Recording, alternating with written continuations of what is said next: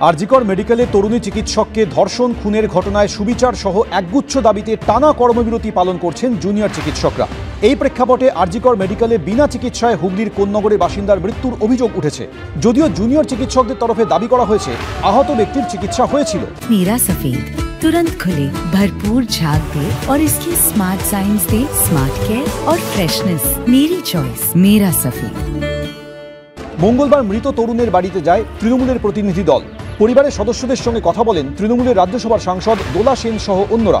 এদিন তৃণমূলের তরফে একাধিক ভিডিও পোস্ট করে দেখা হয়েছে চিকিৎসার গাফিলতিতে মৃত 28 বছর বয়সী বিক্রম ভট্টাচার্যের মা বাবা ফোরাম ফর ডক্টরসের আহ্বায়ক পুণ্যব্রত গুইয়ের দাবি অস্বীকার করেছেন যে তাদের ছেলে চিকিৎসা হয়েছে।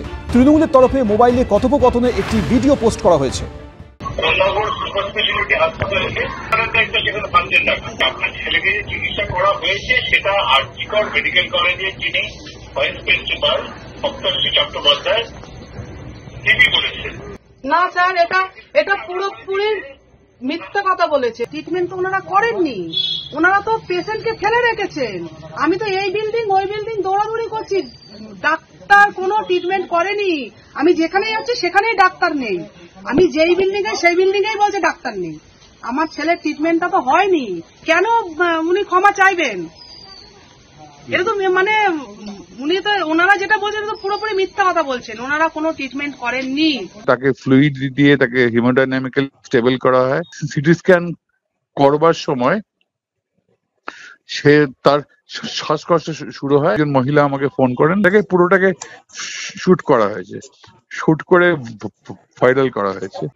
আরজিকর মেডিকেল কলেজ কর্তৃপক্ষ সূত্রে নথি দিয়ে দাবি করা হয়েছে বিক্রম ভট্টাচার্য ট্রমা এমার্জেন্সি ইউনিটে ভর্তি ছিলেন। সকাল 9টা 10 মিনিটে ভর্তির পরই তার চিকিৎসা শুরু হয়, কিন্তু শেষ অবধি মৃত্যু হয় তার।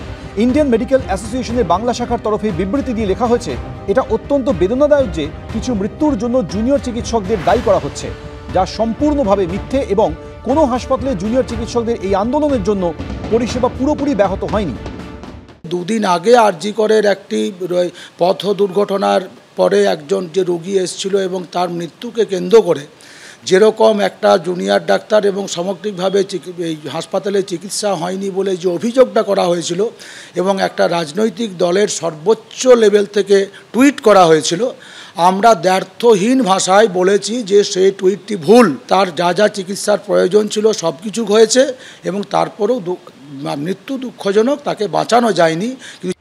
শুক্রবার ভোর 4টে নাগাদ কোন্নগরের বাসিন্দা বিক্রম ভট্টাচার্যের পায়ের উপর দিয়ে চলে যায় একটি ডাম্পার। গুরুতর জখম অবস্থায় শ্রীরামপুর ওয়ালস হাসপাতালে নিয়ে গেলে তাকে কলকাতায় রেফার করা হয়। পরিবারের অভিযোগ, আরজিকর মেডিকেল কলেজে নিয়ে গেলে তাকে 4 থেকে 5 ঘন্টা ফেলে রাখা হয়, পরে তাকে মৃত বলে ঘোষণা করা হয়। সৌরভ বন্দ্যোপাধ্যায়, এবিপি আনন্দ, হুগলি।